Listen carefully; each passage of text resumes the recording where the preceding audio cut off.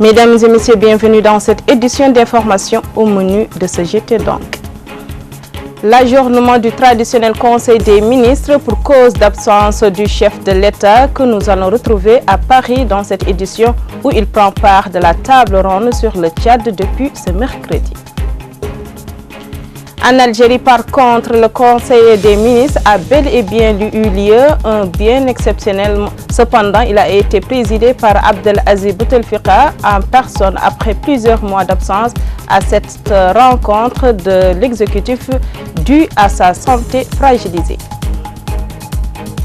Au Sénégal, cependant, il y avait plus de ministres en fonction depuis la démission du Premier ministre sortant Mohamed Boun Abdallah Dionne, qui a été reconduit dans ses fonctions ce mercredi et doit former un nouveau gouvernement après les législatifs remportés par la majorité. Bonsoir et merci de nous recevoir encore une fois chez vous pour suivre en notre compagnie la grande édition. Nous ouvrons ce journal avec les activités politiques au plan national avec le Haut Comité chargé de suivi de la mise en œuvre des résultats du dialogue national inclusif s'est réuni jeudi et au début d'après-midi à Nouakchott sous la présidence du ministre secrétaire général de la présidence de la République, M. Sidina Ali Ould Mohamed Khouna. La rencontre a été consacrée à la préparation de la prochaine étape relative à l'élaboration des lois, à la rédaction des textes et à leur programmation dans le cadre de l'exécution du point objet d'accord au cours du dernier dialogue national inclusif. Toujours ce jeudi à Nouakchott, la structure IRA Mauritanie a elle aussi lors d'une assise convié les médias à un point de presse du retour de son leader Biram Ould Abed du pèlerinage à la Mecque. Hormis sa tenue vestimentaire héritée du Hajj et son air plutôt serein, l'homme n'a rien perdu de sa verve et de sa truculence, tantôt versant dans l'émotion, entraînant avec lui dans ses lamentations le public et tantôt véhément, presque menaçant pour mieux se faire comprendre, se disant consterné de voir sa démocratie fouillée aux pieds par le pouvoir en place. Il a soutenu en outre qu'il ne peut concevoir que les personnalités les plus crédibles et responsables puissent ainsi subir l'harcèlement et l'humiliation pour finir par se faire traduire en justice, sans aucun motif légitime selon lui. Nous y reviendrons dans notre prochaine édition. Il est prévu, Inch'Allah, le samedi à venir, le samedi après-demain, un sitting symbolique à 16h30, à partir de 16h30, devant la prison centrale, pour soutenir tous les prisonniers d'opinion, tous les prisonniers politiques, tous les prisonniers qui sont aujourd'hui détenus illégalement. Donc, comme le président l'a dit tantôt, que les militants et militantes d'IRA Mauritanie, que tous les sympathisants viennent massivement montrer leur soutien avec toutes les victimes d'injustice. Comme je le disais donc en titre, une table ronde des bailleurs de fonds pour lever environ 3 milliards 710 millions de francs CFA, soit sensiblement 6 milliards 750 milliards de dollars a été ouvert ce mercredi 6 août 2017 à Paris par le gouvernement tchadien. Le président Aziz a également été convié à la rencontre par son homologue tchadien où il s'y trouve depuis ce mercredi. Ce fonds servira à financer le plan national de développement du Tchad pour les 5 prochaines années 2017-2021. Descriptage de ce programme financier de croissance avec Fofana Issa. Pendant 3 jours jusqu'à ce vendredi, les responsables gouvernementaux tenteront de convaincre successivement les bailleurs de fonds privés et publics de financer son PND 2017-2021 adopté en juillet 2017 dont les besoins sont évalués à 5 milliards 538 millions de francs CFA, soit plus de 10 milliards de dollars. Sur le coût global du programme d'action prioritaire du PND, 618 milliards de francs CFA sont prévus sur les ressources propres de l'État et 1 milliard 208 millions de francs CFA sur financement extérieur déjà acquis. Il en résulte alors un écart global prévisionnel de 3 710 millions de francs CFA, soit 67% du coût global. Le financement à rechercher auprès du secteur privé pour couvrir cet écart est de 1 629 millions de francs CFA, dont 10% sous forme de partenariat public-privé. Le montant restant de 2 80 millions de francs CFA constituant l'écart public est à rechercher auprès de la communauté des bailleurs. Le plan national de développement 2017-2021 se fixe comme objectif global de jeter les bases d'un Tchad émergent. De manière spécifique, il est basé sur 4 axes stratégiques.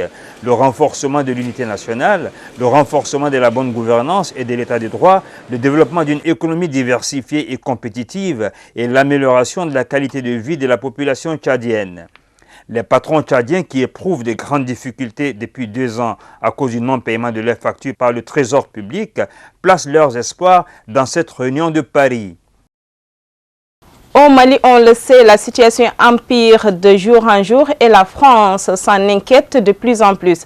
À l'ONU, elle a obtenu du Conseil de sécurité mardi 5 septembre la création d'un régime de sanctions ciblées contre ceux qui dressent des obstacles à l'application de l'accord pour la paix et la réconciliation dans ce pays, dont les fragiles avancées réalisées jusqu'à présent sont mises en péril. Le point sur ce dispositif régalien avec Mohamed Chenan. Enfin, l'ONU veut frapper d'interdiction de voyager et soumettre à un gel des avoirs des individus et des entités qui seront ultérieurement identifiés par un comité de sanctions, lequel sera secondé par un groupe d'experts. Les critères de désignation comprennent le fait de prendre part à des hostiliers en violence de l'accord, de prendre des mesures qui empêchent, retardent excessivement ou menacent la mise en œuvre de l'accord, et de fournir aux personnes ou entités visées un appui ou un financement, notamment le produit de la criminalité organisée, dont la production et le commerce illicite et spécifiant les traites des êtres humains, le trafic de migrants, la contrebande et le trafic d'armes et le trafic de bien-être culturel. Le régime de sanctions ainsi adopté porte sur l'interdiction de voyager, mais aussi sur le gel d'avoirs de toute personne ou entité qui dresserait des obstacles à la mise en œuvre de l'accord. Pour ce faire, la résolution 2374 définit les critères de désignation des auteurs du blocage du processus de paix, qui sont entre autres le fait de prendre part à des hostilités en violation de l'accord, le fait de prendre des mesures qui font obstacle à la mise en œuvre de l'accord, le fait de poser des obstacles à l'acheminement de l'aide humanitaire destinée au Mali, à l'accès à cette aide ou à sa distribution dans le pays. L'ONU vise aussi les responsables d'attaques contre les institutions locales, régionales et nationales, les forces de défense de sécurité maliennes. Le gouvernement du Mali salue l'adoption à l'unanimité des 15 membres du Conseil de sécurité des Nations Unies de la résolution 2374-2017. Le gouvernement du Mali salue particulièrement le rôle actif joué par la France lors de ce processus de négociation et d'adoption de cette résolution qui vise à accentuer la pression sur toutes les parties maliennes pour honorer leurs engagements au titre de l'accord de paix. Les forces internationales de sécurité, les casques bleus de la mission multidimensionnelle intégrée des Nations Unies pour la stabilisation au Mali, le personnel des Nations Unies et le personnel associé, y compris les membres du groupe expert, tout dépend de la fiabilité et de l'impartialité des membres de ce comité. La corruption au Mali et dans le Sahel est si générale. Le double jeu des acteurs locaux est si répandu que toute initiative de la communauté internationale est paralysée, note un observateur. Pour renforcer la gouvernance au niveau local, au niveau cercle et régional, et pour ça, il faut développer la culture de la redevabilité. Ça veut dire tout simplement, lorsque les budgets de collectivités sont exécutés, il faut rendre compte aux citoyens. Ça peut aider en matière de mobilisation des ressources. Par ailleurs, les États ne sont contraints d'appliquer ces sanctions que sur une période initiale d'1 an. Enfin, les textes prévoient des exceptions. Ainsi, l'interdiction de voyage qui frappe les personnes ciblées par le comité est levée dans le cas de voyage pour des raisons humanitaires, y compris un devoir religieux. Toujours au Mali, quelques heures après la disposition prise par les Nations Unies, 2 casques bleus ont été tués et 2 autres grièvement blessés mardi. Le véhicule faisant partie d'un convoi logistique de la MINUSMA a heurté une mine ou un engin explosif à environ 15 km d'Ageloum, dans la région de Kidal, alors qu'il se rendait en direction de Tassalit, a précisé la MINUSMA dans un communiqué. L'explosion a entraîné la mort de 2 casques bleus. 2 autres grièvement blessés ont immédiatement été évacués par la MINUSMA pour recevoir les soins médicaux appropriés. Le Premier ministre sénégalais sortant Mohamed Boun Abdallah Dionne a été reconduit dans ses fonctions ce mercredi et doit former un nouveau gouvernement. Après 2 mois et demi après le législatif remporté par la majorité du président Macky Sall. M. Dionne, 57 ans, dont la reconduction était attendue, avait présenté mardi sa démission ainsi que celle de son gouvernement au président Macky Sall, suivant une tradition républicaine bien établie au Sénégal. Un rare pays africain à n'avoir connu aucun coup d'État depuis son indépendance en 1960 et qui est souvent vanté comme un modèle de démocratie sur le continent. Proche du président Macky Sall et ingénieur économiste de formation, M. Dionne s'est passé par le secteur privé IBM France, la Banque centrale des États d'Afrique de l'Ouest, BCEAO, et par l'Organisation des Nations Unies pour le développement industriel, ONUDI. Ce fut une potiche que l'exécutif algérien a mis en évidence pour présider leur conclave. En effet, c'est un Bouteflika méconnaissable, presque déconnecté, qui faisait face à ses ministres. La République est donc sauve. Revenons donc à l'ordre du jour avec Fatim Fall. L'opinion nationale attendait quelques détails du plan d'action du gouvernement, mais ce sont les amendements apportés à la loi sur la monnaie et le crédit qui aura été la vedette du Conseil des ministres présidé hier par le chef de l'État. Et pour cause, outil stratégique pour la réalisation de la feuille de route de l'exécutif de Ouyahia, le recours au financement non conventionnel de l'économie que doit permettre l'amendement en question s'impose pour la voie unique pour maintenir une dynamique d'investissement et de croissance. Au terme de la nouvelle monture de la loi, la Banque d'Algérie sera autorisée à prêter directement au Trésor public afin de permettre à ce dernier de financer les déficits du budget de l'État. La dette publique interne est allouée des ressources au Fonds national d'investissement, rapporte le communiqué du Conseil des ministres. Le Conseil des ministres souligne que ce mode de financement exceptionnel sera instauré pour une durée de 5 ans.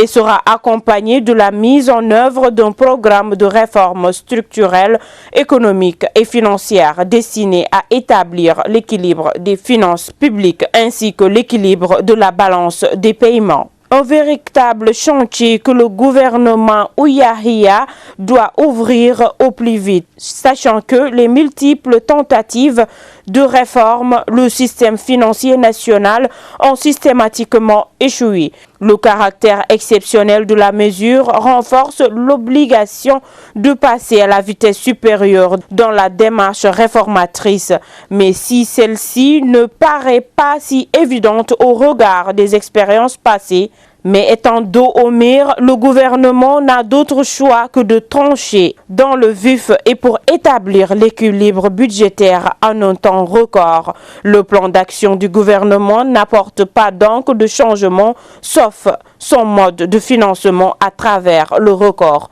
au non conventionnel.